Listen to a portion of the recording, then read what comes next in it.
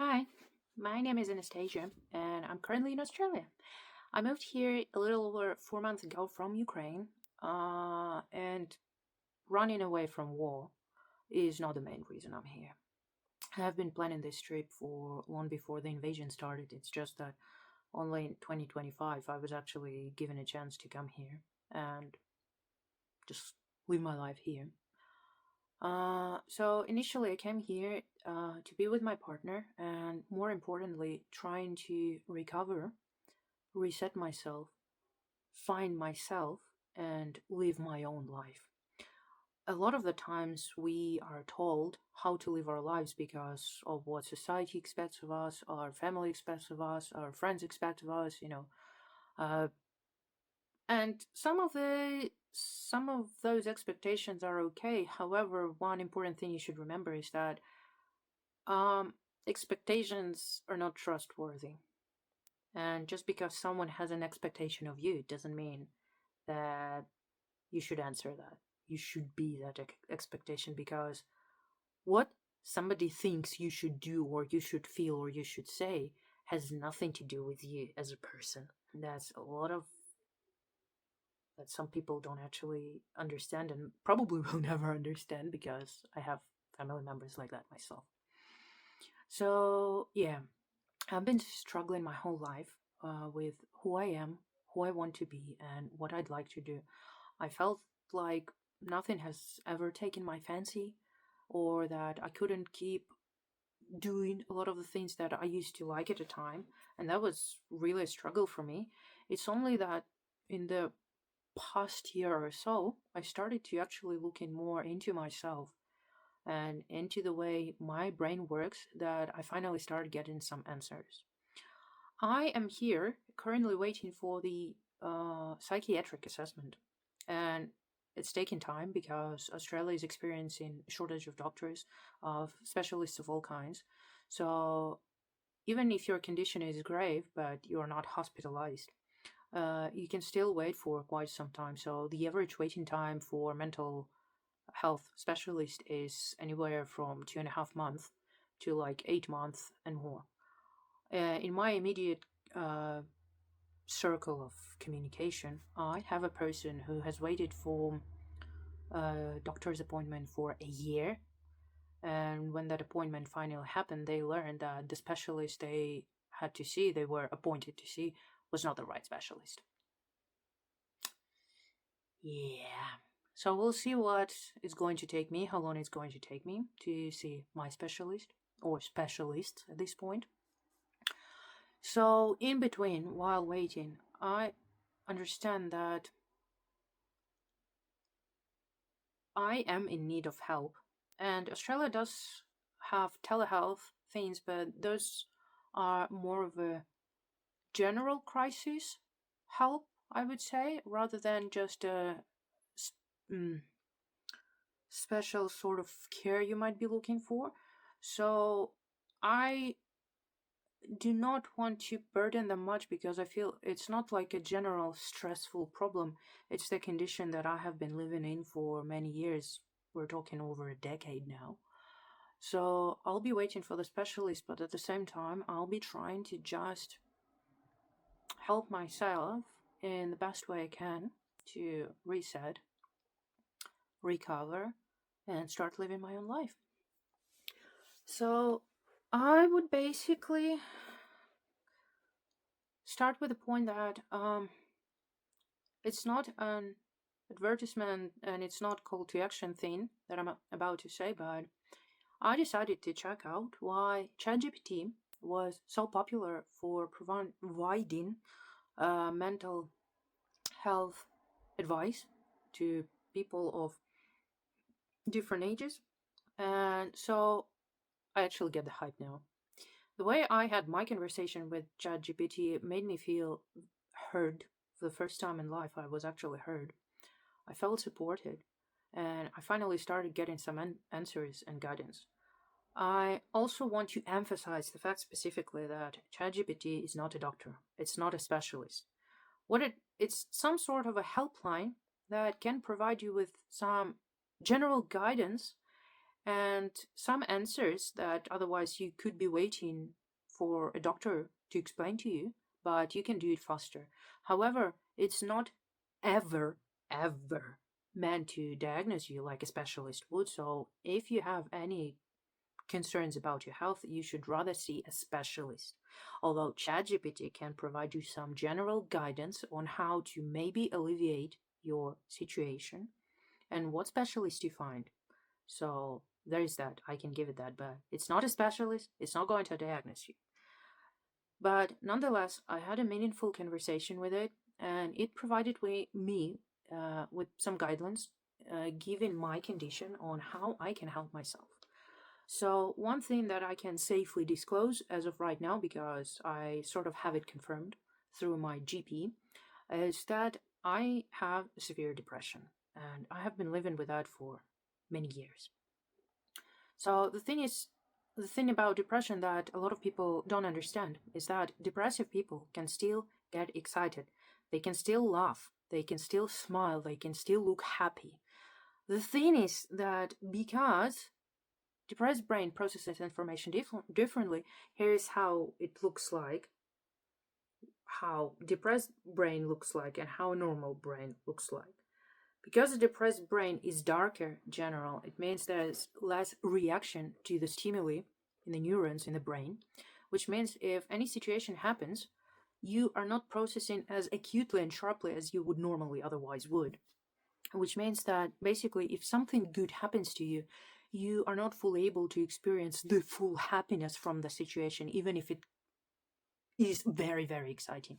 Or you might be able to experience some happiness, some excitement, some joy, but it wouldn't last long. That's another problem of depression, is that whatever happens, whatever positive happens to you, it doesn't last long. It cannot drive you long enough, like that would happen with a normal brain. So, given my situation and condition that I have lived with for many, many years, I find it hard to perform even the easiest tasks, like brushing the teeth, like washing the dishes, like doing the laundry, even like making my bed. It literally feels like climbing Mount Everest. It feels a lot of the times just insurmountable. So what ChatGPT suggested, and I'm going to try it because per my request it provided me with printable guidelines on how to try and help myself while I'm waiting for the specialist assessment, is that if you feel like something simple is completely insurmountable, break it into even smaller tasks. Like, for example, if you feel like brushing teeth is too much because it takes time, even though it literally takes a couple of minutes, it still feels like it's too much. So, what you can do throughout the day is whenever you go to the bathroom, you don't have to brush your teeth. Just look at the brush, or maybe touch it, or hold it in your hand. You don't have to brush your teeth. But by doing those smaller things, what you do is that you're signaling your brain that you acknowledge the problem and that you are trying to not sort of make yourself ready for that, but mostly just that you acknowledge the problem and that you're doing what you can to help address it. What it does to your brain is that your brain registers the action. It understands that there is a problem, a specific problem, like we're not brushing our teeth, and a lot of us know that this, in the long term, will lead to some serious problems, not just with the teeth, but with general health, because healthy teeth and gums are needed not just for children, they also can help promote healthy bacteria in your guts as well. And obviously, living in less pain also helps a lot. So, when you do those small things, your brain registers that something has been done to address the problem. So, this is a win. So, the whole point of this, like looking at the brush or like touching it, is to help your brain, to train your brain to recognize those simple things not being the direct solution of the problem, but still being a positive small steps towards addressing and solving the problem. Especially if you're trying to reinstate this habit. You, if you are trying to get fit and like get a six pack or get like muscles and like be super fit, you don't normally start with 300 sit ups, 400 press ups. You start with smaller things. A good athlete or just any fit person knows that before you start any sort of workout, what you do is a warm up. Because, especially if you're trying to get fit, if you don't warm up your muscles, you are much more likely to get micro injuries from your workout, even if it's not intense. And then recovery takes time and it can be really painful. So, warm up is needed. So, basically, it's the same thing with a brush or like having a shower or making your bed. It is that sort of a warm up. Eventually, when you start feeling comfortable with that it seems simple enough, it doesn't require a lot from me. I don't really have to do it if I'm not comfortable with it. But if you start feeling comfortable with something that simple, after a time, obviously, you can try doing something more. So if you started with just looking at the brush, touch it next time. So you looked at it and touched it. So it's a slow build up. It's like growing an infant. Usually, kids are born not having teeth, not having much hair, or sometimes no hair at all. It grows eventually. They don't know how to speak, they don't know how to walk, and they don't know how to even smile because their brain is not developed enough to register those emotions and make use of them and teach you to express those emotions other than just crying. So it all happens eventually, step by step. Same with your brain. Even if you're an adult, your brain is still sort of can be trained and developed. Even if you're past your prime 25 years of age, when basically your body starts to slow down and aging, you can still train your brain. Like you can still learn new skills later in life. There's nothing wrong with it. So the point is that you have to keep it simple. If the simple task feels insurmountable, keep it even simpler until you feel comfortable to do a little bit more. So that's what I'll be trying to do. So for example, for right now, my point is to actually have a shower because my skin is a mess. It's very like greasy and oily. This hair is also a mess and it's also greasy. You just can't really see it because it's short. I have been cutting my hair before. I used to have much longer hair than this. I started cutting my hair for an unrelated reason. I will not go into that. But I have to say that the feeling of some sort of a freedom that it gave me was quite nice. Because when you have long hair, especially if you're a girl or a woman or sometimes even a man who just likes to grow long hair and especially taking care after it, go for it. I'm supporting you all. You're doing amazing. So when you have a bald head, you don't use as much water. You don't spend as much time in shower. You don't use as much products. And basically, in order to dry up, you just have to literally just brush a towel over your head and it's dry. So there's that. It was quick, it was easy. You don't have to style it. You don't have to spend hours styling it, blow drying it, applying like oils and stuff and that. That was nice. Eventually, cutting the hair for me became a sort of therapy because, as a lot of you might know, hair holds memories. And you don't have to cut it, but the stress also affects hair. And for me, cutting out a hair was just like finishing a certain stage of my life and starting another one. So my plan was to actually get to Australia because it was a long way just to get visa approval to get into Australia, but I'll get into that later. Uh, so my idea was to get to Australia, shave my head, let those roots sitting inside the head to grow out and cut out those roots and then grow my hair back. However, another thing happened after I moved to Australia that was super stressful. So I had to cut my hair once again. So that is already +1. And then when I had a chat with my GP, and we made sort of a plan for my mental health care, and I thought that this would be that one last time when I do the cut. So I cut off all of the previous stress and I start completely from scratch, absolutely afresh, even like with new hair. However, I understand that this is taking time.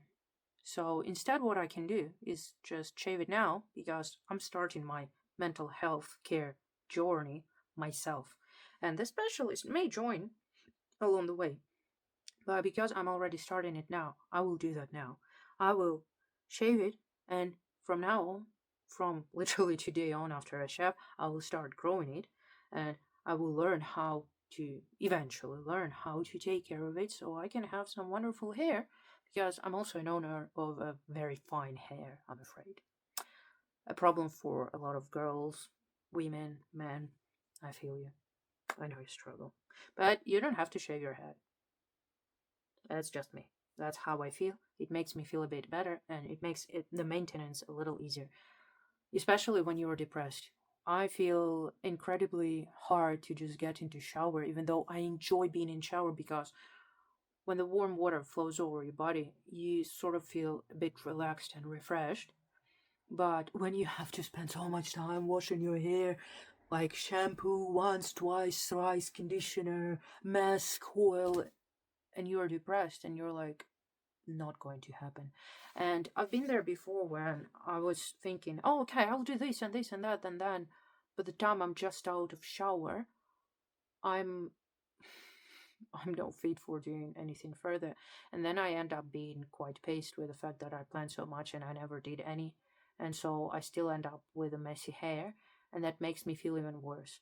This is not something you are looking forward to getting when you're trying to recover from depression. So I'm making this a bit easier on myself. So join me on my journey. Eee.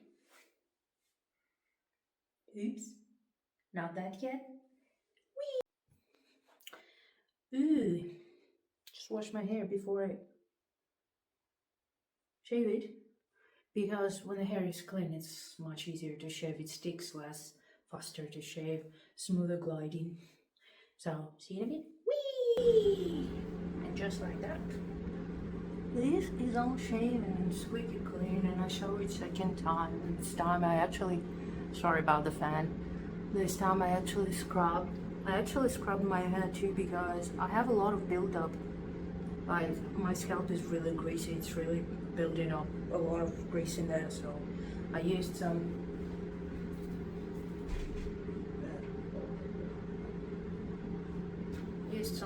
of these salicylic acid tea gel from Neutrogena. It's the first time, but I heard it's really good.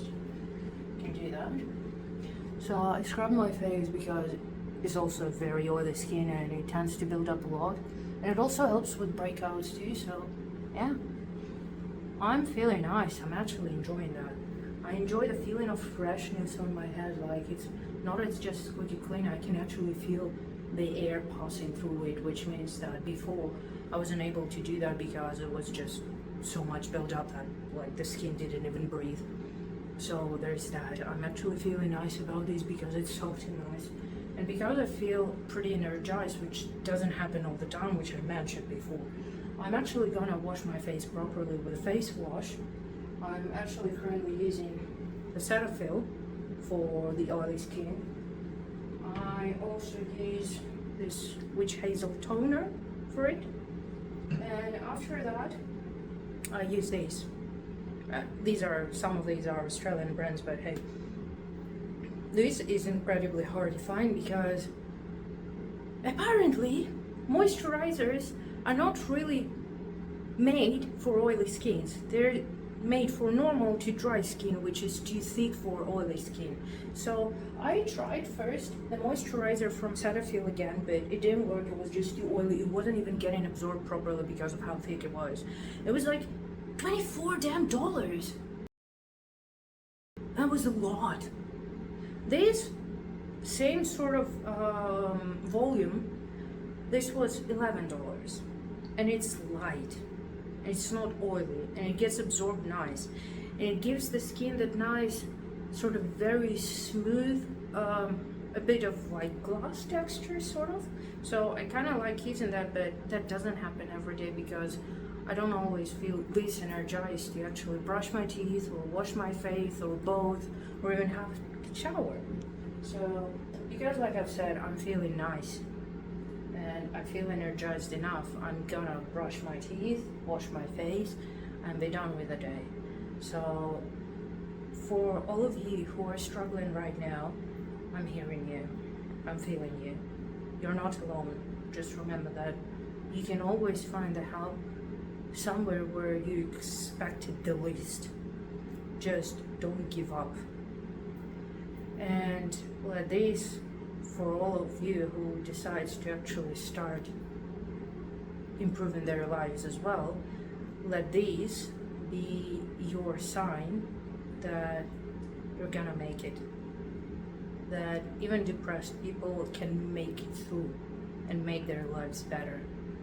So just remember that. And thank you so much, and I'll see you all next time. Bye!